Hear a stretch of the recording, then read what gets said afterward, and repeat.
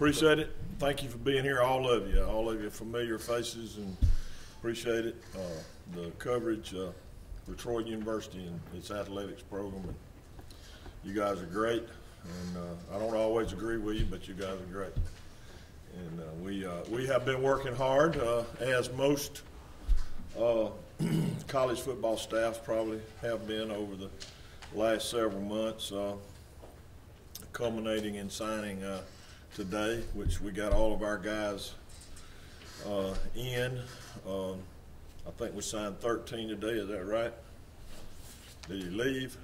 He's back there fooling around. We got our 4 mid-year guys, Connor Brevard, Ethan Hudson, Dontrell Pruitt, and Jarvis Bentley that are here, are supposed to be here shortly.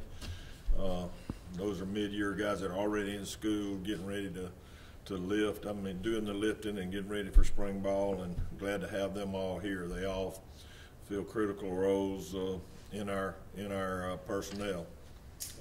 You know, obviously all 4 of those are offensive guys. The efforts of the football staff, and not just Coach Butler, I will recognize for his work in trying to organize and put up with all these guys back here and what they think we ought to be doing, and what we wind up doing, and him having to make decisions, him, you know, floating loans for us to be able to get around and do what we need to do travel-wise. But Randy Butler is a veteran, seasoned football coach that's done a great job for us. I'm very appreciative to him and the football staff.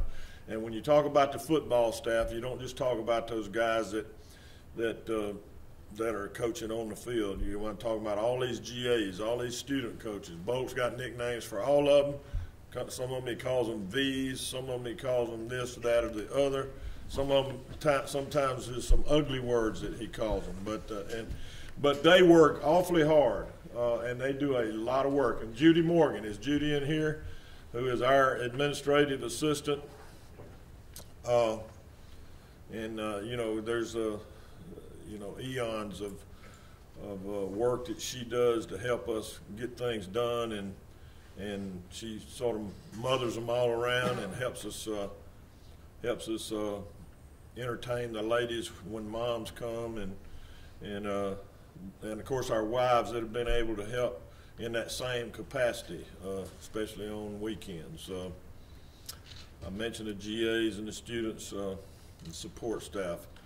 The academic staff, Matt Mayotte, Chuck Ash, our trainer, Richard Shaughnessy, our strength and conditioning guy. All those guys spend time with us on the weekend and do a great job presenting what needs to be presented to the student athlete and their parents, for them to have a good feeling about what we're doing here with the student athlete once they get here. And our student athletes certainly host a bunch of them, depending on the age group of the kids and whatever, if they know them from the same area or whatever. You know, we have a lot of these guys that do a fabulous job hosting and trying to take care of these kids while they're here for a 48-hour visit or so. No more than that. It's usually less than that. But the student athletes and the students in general, how they react to our kids when they see them, and you know, and know that we're in a host capacity on campus during this time of the year. Our faculty, you know, we've done more with our faculty this year than probably we have, and they've really stepped up to the plate. I think they have enjoyed what we've tried to do, and they have done a great job helping us present our academic programs to these student athletes as they come through here with or without their parents. Our faculty is fine, and they've done a great job. And I mentioned the students, our administrative staff led by John Hartwell, our director of athletics, and certainly we get a lot of boost out of him when he's able to be around and be with us. And we signed 4 mid-years, I mentioned, 2 quarterbacks, 1 OL, 1 offensive lineman, 1 wide receiver. And you guys know that Connor Brevard is a quarterback, and I'll let you talk to them. Ethan Hudson is an offensive lineman. Dontrell Pruitt's a quarterback. Jarvis Bentley right over there, I saw him in here, is a big wide receiver. And the signing of 13 more guys puts us at 17. If we got real technical, we'd probably include some other guys in this class from last year. Seth Callaway. Two gray shirts, Seth Callaway and Brett Medford. Seth is a defensive lineman from Ayrton, and Brett is an offensive lineman from Childersburg, right? Silicotta. They're close together. On 280, both of them. All right. But that's sort of the gist of it. I know you guys want to get some information and ask some questions and maybe get some interviews with some of these folks that did a lot of work, and maybe some of these guys that are present today that are student athletes with us already. All of our coaches should be in here if you want to talk to any particular coach about a position. And we're going to start spring early, Kenny. Yes, sir. 24th of February. 24th of February, we will start. We will get in 7 practices maybe. 7 before spring break. We'll scrimmage on Friday before spring break, the way it's set up and planned, and then we'll let our guys go after that practice and come back and finish up, culminating with T-Day and the Hall of Fame and all that Saturday, that big Saturday where we play baseball, softball, football, and induct a new class into the Troy University Sports Hall of Fame. Anybody got any questions? Yeah, Coach. A lot of JUCO transfers this year. What was the reasoning behind going that route to fill some of the needs that you have? Well, there's availability of players across the board. I'm sure. We felt like we needed some immediate help in certain positions on defense and offense. And we found the answer to what we think is the answer to our needs at the community college level, and we did sign some high school guys. A couple of 3 or 4 of those. John Johnson right across the street is good a signee as we've had. He's really a good player. Andre Flakes from down in Milton, Florida. Is a little small H guy that can do a lot of things. Raphael Garner is a linebacker from Thomasville, where they play real football. And, we're glad to have another one of those Thomasville guys here. But the answer to your question is, needs and experience. And some of those guys are guys that we recruited when they were high schoolers, and then we placed them or kept up with them. Emmanuel Thompson, let me mention him from Barber County. He's a high school guy that I'm really proud of, and you will see why when you get to know him, I think. Any other high school guys on there? How about it, Dunbar? But I think that's the answer to your question. We had some needs. We knew we needed to address them, and the best way is to address them normally if you can find guys got 2 years experience or a year experience in a red shirt with 2 or 3 years left. That's the route that we decided to go, and plus we had some guys placed that we were trying to get back. John, one of those is John Knight, who is a safety from Butler that's also from Thomasville. What do you think about the quarterback competition you'll have coming in this year with Dontrell and Connor in? Well, it should be interesting. They're both very capable guys, very good people.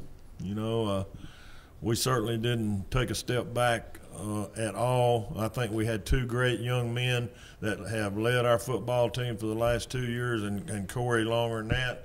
These 2 guys right here are, they and their families and Troy University can stick their chest out about these 2 guys because they're they've been raised right, and they do right, and they're good, very good players. You mentioned guys coming from this area. Is Right. there an advantage to having them in somewhat familiar territory that might allow them to contribute quicker than most freshmen do? Sure. I think they both are very talented guys. I think that's going to give them a chance. I went and watched. I didn't get to see Emmanuel play basketball, but I saw John play basketball, and you know, he just has an uncanny knack to just run right by people. They think they're keeping up with him, but they're not keeping up with him.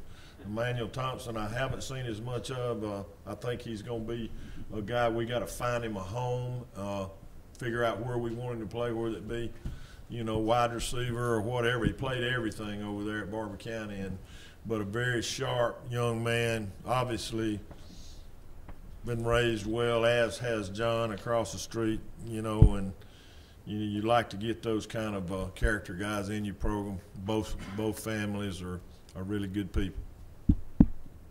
Coach, Teddy Rubin was first-team All-American in the JUCO ranks as a kick returner. Is he going to make the biggest impact early in that area, or can he contribute as a wide receiver as well? Well, I think he can do some things in the slot, you know, moving him around some maybe. He's shown on tape that he knows what to do with the ball that's been kicked to him, and you know, I hope we don't forget that, because that's what got him here, really, you know. And so, you know, we've struggled with returns a little bit, but I think most everybody does until they find one of those guys like a Teddy Rubin, or at the end of the year we found a couple of guys that would really stick it up in there full speed, and I think that's what it's all about more so than anything. And the guy figuring it out and everybody else trying to do their job normally is where the big returns come from. And but I think Teddy Rubin has figured it out over the time. I don't think he's been really returning over a year, maybe 2. He told me, sir. 2. Yes, he started. Yeah, but he has an uncanny knack, and he's very quick, and all of his quick moves are toward the other team's goal line normally, and that's the good thing. Anybody else? We got these kids here. Larry, Sir? with 19 total, do you have any more room to add any more, or is that full? You know, I think we got one. If we don't tell anybody, golly pop, man, we don't need anybody calling. We could probably finagle around with another scholarship, but I don't know that we will right now, unless something really. Is that right? Yes. Got one.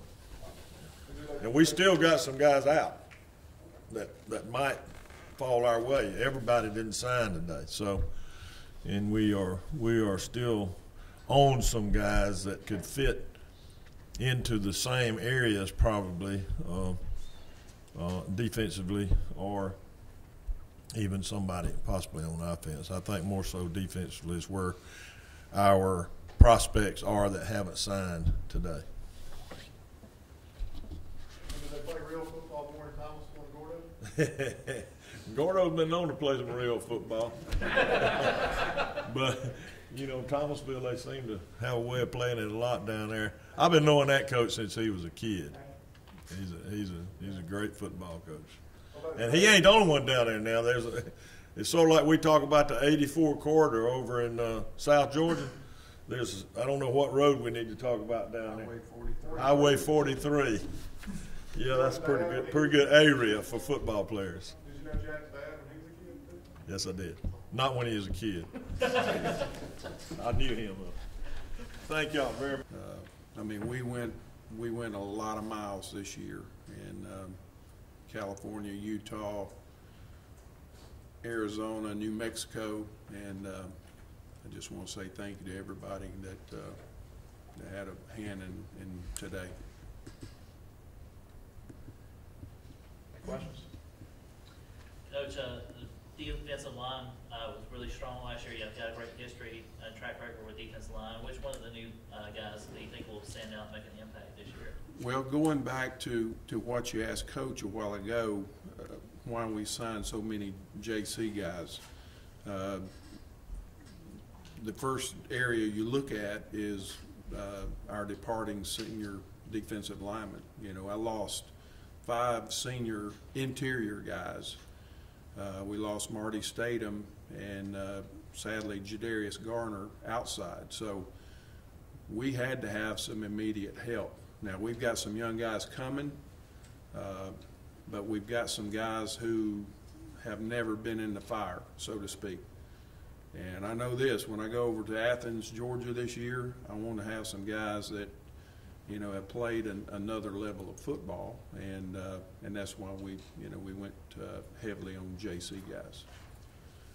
You know, I don't know that you can single out any one guy. Rashad Dillard, nicknamed Doc, is a guy that really stood out. Vinny Harris is another guy. Vinny's about 6 feet tall, but he might be the best defensive lineman that we saw on tape this year. I mean, he's got a high motor. And Jarvis Williams, who's a cousin of Doc Dillard. So you can go on and on a little bit about these JC guys, but They both played in a place where they played real football too, called Burns High School up there in Greer, South Carolina. Sorry, Coach. So that, you know, that's really the answer to your earlier question, you know, about the number of JC guys that we signed. Coach, you signed some local guys last year, some more local guys this year. Is it just they just happen to fill the needs you wanted, or are you taking more of an emphasis to get that local talent? Well, you know,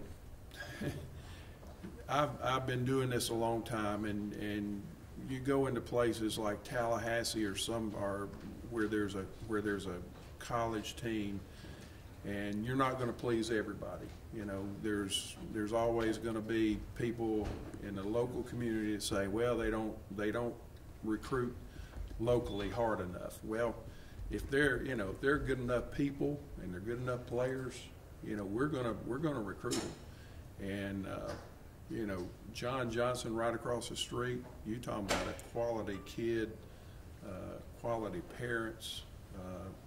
Just he came to camp last summer. He ran fast, and then you look at his stats from this year.